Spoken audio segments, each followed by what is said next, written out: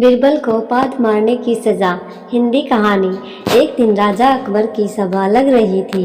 वहाँ बिरबल, मंत्रीगण, राजा के साले साहब और रानी भी मौजूद थी। सभा के दौरान कुछ ऐसा हुआ कि बिरबल को सभा से निकाल दिया गया। बिरबल ने केवल भरी सभा में पाद मार दिया था। राजा और उसकी पत्नी और साले साहब ने इतना भड़काया कि राजा को अपने उदास मन से बिरबल को सभा छोड़ने का आदेश देना पड़ा। बिरबल को अब महल से निकाल दिया गया था तो उसने अपनी जगह पर खेती करने की सोची। ठंड का मौसम था तो बिरबल ने गेहूं की खेती की। ठंड के मौसम में ओस की बूंद गेहूं की छोटी छोटी हरी पत्तियों पर ऐसे चमक रही थी मानो जैसे कोई मोती हो। राजा अकबर सुबह अपने घोड़े से वहां से गुजर रहा था कि उन्हें बिरबल दिखाई दिया। वे बिरबल से पूछने लगे कि आजकल क्या कर रहे हो।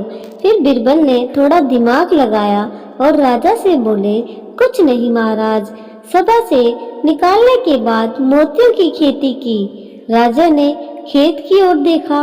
ओस की बूंद पत्तियों पर सच में मोती जैसी दिखाई दे रही थी। राजा देखते ही अपना संतुलन खो बैठा। वह सच में ही ओस की बूंद को मोती समझ बैठा।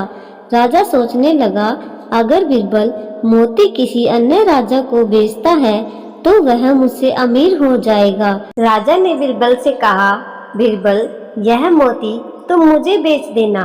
बिरबल ने हाँ कर दिया। लेकिन राजा को इतने सारे मोती देखकर कहाँ नींद आने वाली थी। उसने बिरबल को महल में बुलाया और बिरबल से मोतियों का राज जानने की कोशिश की। बिरबल भी चालाक लोमड़ी की तरह शातिर था। उसे तो पता था कि यह कोई मोती नहीं, केवल ओस की बूंद है। लेकिन यह राजा को सबक सिखाने का रास्ता था।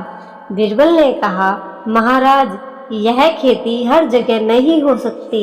इसके लिए आपको वह महल तुड़वाना पड़ेगा जो आपने रानी के लिए बनवाया है। केवल वही इसकी खेती हो सकती है। राजा ने सोचा कि इतने सारे मोतियों में तो रानी के लिए बाद में ऐसे 10 महल बनवा दूंगा। राजा ने हाँ कर दिया। अगले ही दिन महल को तुड़वा दिया गया। मिट्टी को एकदम उपजाऊ किया गया। बिरबल ने खेती शुरू कर दी और थोड़े दिन बाद ही खेती की कटाई का आदेश दिया। जैसे ही गेहूं की पत्तियां थोड़ी बड़ी हुई, ओस की बूंद जमना शुरू हो गई। राजा अकबर अत्यधिक प्रसन्न हो गए।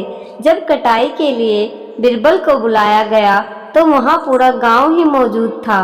बिरबल राजा से कहता है, महाराज, अब आप एक मोती तोड़ सकते हैं। जैसे ही अकबर एक मोती तोड़ने के लिए हाथ आगे बढ़ाते हैं तो बिरबल उन्हें रोक देते हैं और कहते हैं, महाराज, क्षमा करें, किंतु आप यह मोती तभी तोड़ सकते हैं अगर आपने आज तक पाद ना मारा हो, वरना यह मोती पानी की बूंद बन जाएगा। राजा हैरान हो गए और अपना हाथ पीछे कर लिया।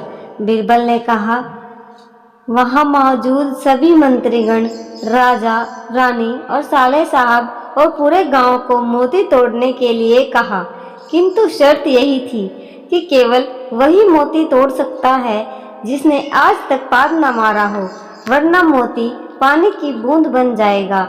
इतनी भीड़ में किसी की हिम्मत नहीं हुई कि कोई मोती तोड़ सके। सभी अपने पैर पीछे खींचने लगे। तभी राजा और रानी को अपनी गलती का एहसास हो गया और वह बिरबल से माफी मांगते हुए सभा में आने के लिए कहते हैं। सीख: इंसान अपने जीवन के सार्वभौमिक तथ्य से डर कर नहीं भाग सकता। दोस्तों, अगर आपको यह कहानी अच्छी लगी होगी तो प्लीज़ हमारे चैनल को सब्सक्राइब करें, वीडियो को लाइक और शेयर करें। धन्यवाद।